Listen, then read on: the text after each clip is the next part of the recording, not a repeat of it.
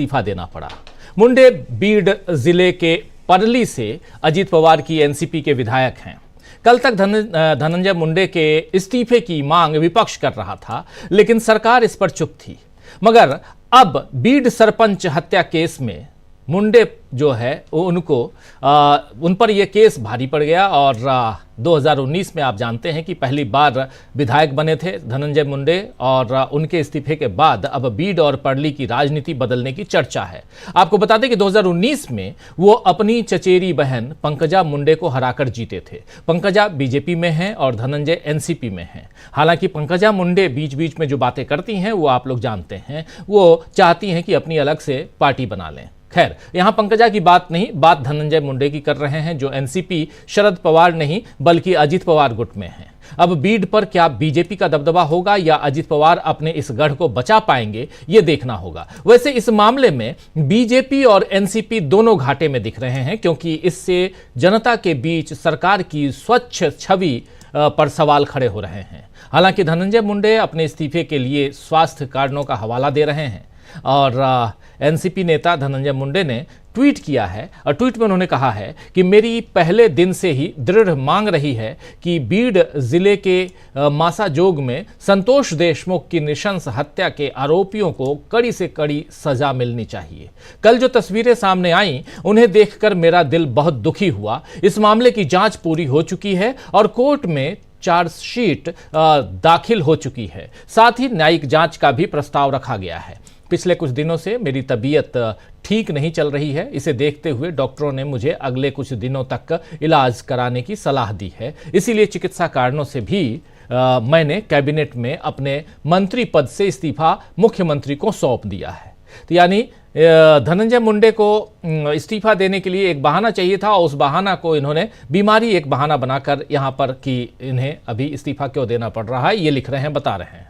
महाराष्ट्र में बीजेपी ने सरकार तो बना ली, आप जानते हैं, लेकिन आरोपों से पीछा नहीं छुड़ा पा रही है। वोटर लिस्ट में गड़बड़ी से के आरोप जो हैं और वहां से लेकर बहुत सारी बातें यहां होती रही हैं और चुनाव आयोग इस मामले में जो सफाई दे रहा है उसमें और फंस रहा है चुनाव आयोग खुद। इस बार पश्चिम बंगाल में फर्जी लिस्ट का मामला ममता बनर्जी ने उठाया, क्योंकि एक जैसे एपिक नंबर कई वोटर्स के पास थे। चुनाव आयोग ने इसमें सफाई दी थी कि एपिक नंबर में दोहराव का मतलब डुप्लीकेट या नकली मतदाता नहीं है। मैनुअल त्रुटि से 2 राज्यों के मतदाताओं की एपिक नंबर 1 हो गई, लेकिन अब टीएमसी ने चुनाव आयोग द्वारा दी गई सफाई को चुनाव आयोग की ही गाइडलाइंस के आधार पर फ्रॉड बता दिया है। टीएमसी के नेता साकेत गोखले ने कहा है कि चुनाव आयोग ने जो सफाई दी है वो उनके अपने नियमों और दिशा निर्देशों से मेल नहीं खाती। उन्होंने वोटर आईडी कार्ड के रूप में जाने जाने वाले एपिक बनाए जाने की पूरी प्रक्रिया को समझाते हुए चुनाव आयोग की दलीलों को खारिज कर दिया। गोखले ने कहा है कि एपिक जारी करने की प्रक्रिया चुनाव आयोग की handbook for electoral registration officers में लिखी गई है। साकेत गोखले इसी के आधार पर चुनाव आयोग की सफाई में झूठ बेनकाब करने का दावा कर रहे हैं। चुनाव आयोग का दावा नंबर 1, यहां साकेत गोखले जो बातें लिख रहे हैं देखिए। चुनाव आयोग का दावा नंबर 1, उनका कहना है कि एक ही एपिक नंबर कई लोगों को इसलिए दे दिया गया क्योंकि कुछ राज्यों ने एक ही अल्फा न्यूमेरिक सीरीज का इस्तेमाल किया। लेकिन सच्चाई यह है कि एपिक यानी ईपीआईसी नंबर में 3 अक्षर और 7 नंबर होते हैं। हैंडबुक में साफ लिखा है कि ये जो 3 अक्षर हैं, ये 3 अक्षर फंक्शनल यूनिक सीरियल नंबर के नाम से जाने जाते हैं और ये 3 अक्षर हर विधानसभा क्षेत्र के लिए अलग होते हैं। मतलब एक ही राज्य में भी 2 अलग अलग विधानसभा क्षेत्र के वोटर्स के ईपीआईसी के पहले 3 अक्षर एक जैसे नहीं हो सकते, तो फिर पश्चिम बंगाल के वोटर्स के एपिक नंबर हरियाणा, गुजरात और दूसरे राज्यों के लोगों को कैसे मिल गए? यह यहां पर बड़ा सवाल साकेत गोखले पूछ रहे हैं। चुनाव आयोग का दावा नंबर 2, और दावा नंबर 2 क्या है? उनका कहना है कि एक ही ईपीआईसी यानी एपिक नंबर कई लोगों को गलती से दे दिया गया और इससे कोई फर्क नहीं पड़ता। ये दूसरा नंबर है जो चुनाव आयोग कह रहा है, लेकिन सच्चाई क्या है ये गोखले बता रहे हैं। सच्चाई ये है कि चुनाव आयोग के नियम कहते हैं कि एपिक नंबर देने के लिए जो सॉफ्टवेयर इस्तेमाल होता है वो हर इस्तेमाल और खाली नंबर का हिसाब रखता है ताकि एक ही नंबर दो लोगों को न मिले। एपिक नंबर वोटर की जानकारी और तस्वीर से जुड़ा होता है और इसे स्थायी यूनिक आईडी माना जाता है। तो यह कैसे मुमकिन है कि गलती से एक ही एपिक नंबर अलग अलग राज्यों के लोगों को दे दिया जाए, और अगर एपिक नंबर डुप्लीकेट है तो वोट डालने से रोका जा सकता है। यह साफ तौर पर बीजेपी के पक्ष में मतदाताओं को रोकने की साजिश लगती है, जिसमें गैर बीजेपी इलाकों के वोटर्स को निशाना बनाया जा रहा है। साकेत गोखले ने यह भी आरोप लगाया है कि यह सब चुनाव आयोग की कार्रवाई और विश्वसनीयता पर बड़े सवाल खड़े करता है, खासकर अब जब चुनाव आयुक्तों को मोदी सरकार नियुक्त करती है। 3 सदस्यों वाली कमेटी में 2 लोग प्रधानमंत्री और अमित शाह बहुमत से फैसला लेते हैं। अगर चुनाव आयोग बीजेपी के लिए काम कर रहा है तो निष्पक्ष चुनाव की कोई उम्मीद नहीं है। वहीं सागरिका घोष वो भी सांसद हैं, उन्होंने कहा है कि हमारे पास सबूत हैं कि गुजरात, हरियाणा और उत्तर प्रदेश के लोगों को बंगाल की मतदाता सूची में शामिल किया गया है। ये एक सुनियोजित साजिश है, ये कहना है सागरिका घोष का। मजे की बात यह है दोस्तों कि जिस तरह हरियाणा और महाराष्ट्र में चुनाव आयोग पर सवाल उठाने का जवाब बीजेपी ने दिए, उसी तरह पश्चिम बंगाल में बीजेपी कह रही है कि टीएमसी बिना बात के आरोप लगा रही है। सोचने वाली बात यह भी है कि क्या चुनाव आयोग अपनी सफाई खुद नहीं पेश कर सकता?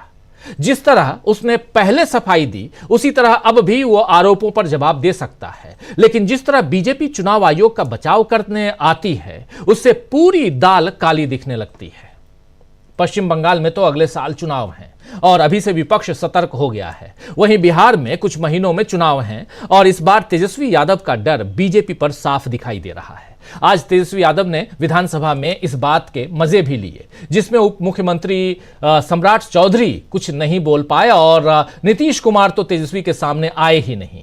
वैसे नीतीश कुमार को लेकर आज मनोहर लाल खट्टर ने कहा है कि उन्हीं के नेतृत्व में एनडीए चुनाव लड़ेगा बिहार में। लेकिन क्या सीएम की कुर्सी फिर से नीतीश को मिलेगी, यह सवाल अब भी बरकरार है। खैर, क्या कुछ कहा आज तेजस्वी यादव ने अपने भाषण में। आप जानते हैं बजट सेशन चल रहा है बिहार में। कल ही सम्राट चौधरी ने बजट पेश किया है और आज उसी बजट पर आज बातचीत आगे बढ़ रही थी। हालांकि राज्यपाल का वहां अभिभाषण हुआ और उस अभिभाषण पे धन्यवाद प्रस्ताव वहां भी होता है। उस पर बोलते हुए क्या कुछ कहा है तेजस्वी यादव ने, सुनिए जरा।